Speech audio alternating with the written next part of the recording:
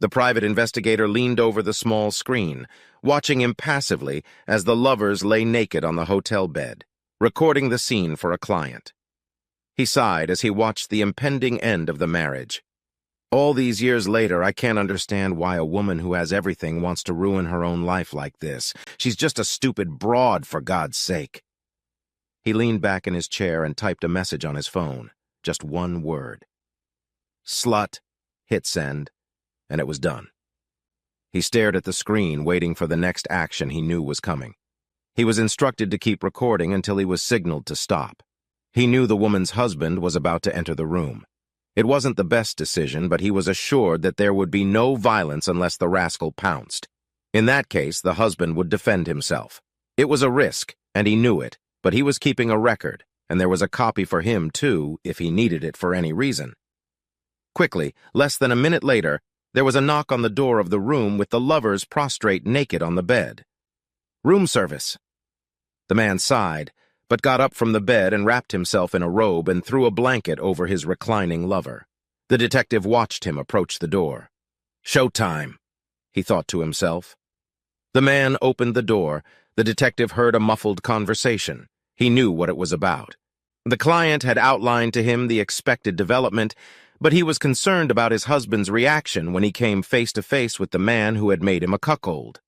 The detective hoped his colleague would be a restraining influence, but he was still nervous.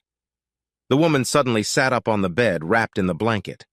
You could tell by her body language that something was wrong. She was sneaking around the bed away from the door. Her lover came into view, slowly heeled toward the bed, and when his feet touched the edge of the bed, he leaned back and stretched out next to his mistress, who by now began to cringe in desperation and repeat over and over again, "No, no, no, this can't be. No, please, no." It was then that he saw the gun in his husband's hands. Shit! He was too far away to stop what was happening now. He was helpless. "Don't do it, damn it, man! Just don't do it, damn it!" He thought of his coworker. Where the hell was he? The action in the hotel room had frozen. The conversation was muffled, but the woman was now openly crying. Her lover sat with his hands raised in surrender as the client stood before them. He listened in. "Okay, bitch. First of all, we're done, finito, kaput. Do you understand me? No, no, it's not what it looks like. Shut up if you don't want another hole in your head." She cringed, recoiling from him. She'd never seen him like this before. Then again, how many times before had her husband caught her in bed with another guy? His eyes drilled her as she sat wrapped in the hotel blanket. Her lover dared her for a split second and made a frantic movement toward her husband. The husband, who was praying for any excuse, lightning fast, put the barrel of the gun to his head. A satisfying crack brought a grim smile to the husband's face. The woman saw it and shuddered.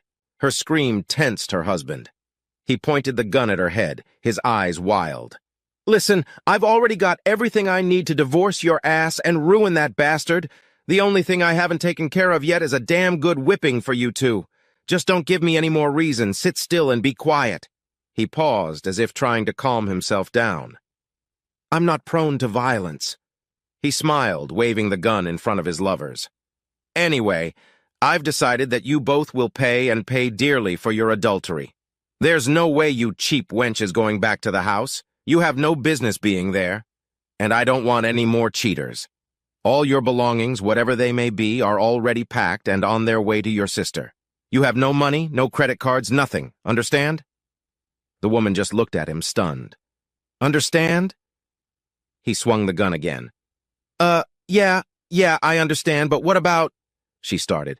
"I don't need your questions. I'll decide for myself what you need to know. Is that understood?"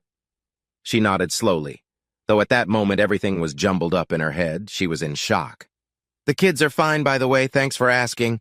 They already know what a cheating broad their mother is, so don't expect any sympathy from them. I'd give them a few years to calm down if I were you. They were pretty upset when they found out you and that asshole had sex in our bedroom a few weeks ago. Yes, dear Rebecca, they saw and heard you. What I cannot and will not forgive is your utter disrespect for our marriage and our children." She awed.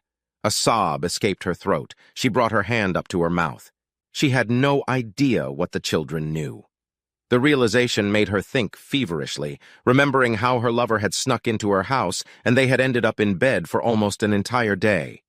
She hadn't seen her children that day, hadn't seen them stay out late, and then come home looking sullen and withdrawn. She also didn't notice how brooding and upset her husband was, because she was too busy scheming and thinking about herself and her lover. He stared at her, allowing the words to penetrate her mind. "Oh, did I mention that the rogue's wife also knows all about you two? Well, that will be a nice surprise you can give your lover when he comes to his senses.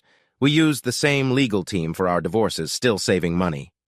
She awed again when a groan from the floor meant her lover was coming to his senses. "There you go. Why don't you help him? After all, you're in shit together. Maybe you can work something out." He laughed. The man watching the screen breathed a sigh of relief. Even from here, it was obvious that the anger was under control. That is, unless the bastard opened his mouth and said something stupid. On the screen, the husband looked at the camera and smiled. That was the signal. "Back to the script. Thanks a hell of a lot for that," thought the detective. The text message was sent again. He leaned back in his chair and sighed in relief as he looked at the screen. There was a knock on the door of the room, and a man walked in. He was wearing a long coat and fedora. In his hand, he held 2 large envelopes. He approached the woman first. "Are you Rebecca Polson?" She nodded sadly before muttering, "Yes, I am."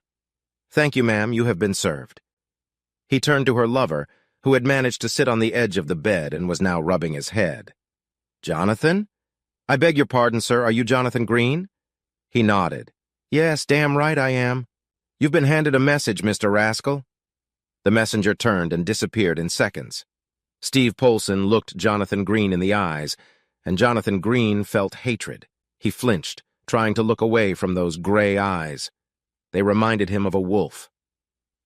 "By the time you realize this, I'll have your life in a big way. You'll get what you deserve from your wife, but I'll get what I deserve soon enough, buddy. Your wife doesn't want you home. She's taken her kids to her parents, and as you know, her daddy has the resources to really screw up your life. So, buddy, there's no need for me to do time for you, pair of crooked scoundrels. I'll leave you now. I wish you a good life, and I'm sure you'll have plenty to talk about, so I'll leave you lovebirds alone." With these words, he turned and left the room.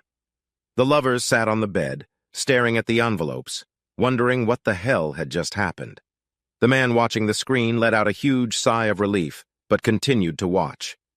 Jonathan Green pulled out his cell phone and called his wife. That didn't go over too well. Rebecca Polson, sitting in a near catatonic state, could hear the woman's sarcastic voice. Jonathan threw his phone across the room as he began to realize that the consequences had already begun. He yelled at Rebecca Polson, who began yelling back at him. The screen showed them taking out their anger on each other for the collapse of their lives. "That bitch hung up on me! You've been warned, asshole!" The detective stood up and refreshed his scotch on the rocks while the scene continued to play out on the screen. Jesus, what a fucking day! Another happy couple going on the road. He drained his glass in a volley. Watching scenes like this one had been a major part of his business for the past few years, and his reputation for preying on cheating spouses was well known. He was the best, but he himself couldn't get used to celebrating the dissolution of someone else's marriage. Scenes from his own experience when he had discovered his wife with his brother began to replay in his mind. He poured himself another, remembering that it had ended badly, too. He hadn't spoken to his brother since that day. His wife tried to pass it off as a one-time thing. It was just sex and blah, blah, blah. He had heard it all so many times in the years since then. He couldn't move past it, forgive her or forget her. He just walked away, divorced her. Had he done the right thing? Hell yes. But damn it, it hurt like hell, and it still hurt. Even after 15 years, it still hurt. He knew how Steve Polson would feel when he woke up alone in the morning. While the chase was on, it distracted the stalker from the real pain of loneliness. You stupid fool, if you cared even a little bit, you would ask yourself why. Why? Now your pain is just beginning. He reached over, turned off the connection, and started to shut everything down. His cell phone rang. He opened it and asked, "Steve, are you okay? You had me worried for a bit." "Yes, I have everything written down and will have it ready for you tomorrow. See you then. Bye."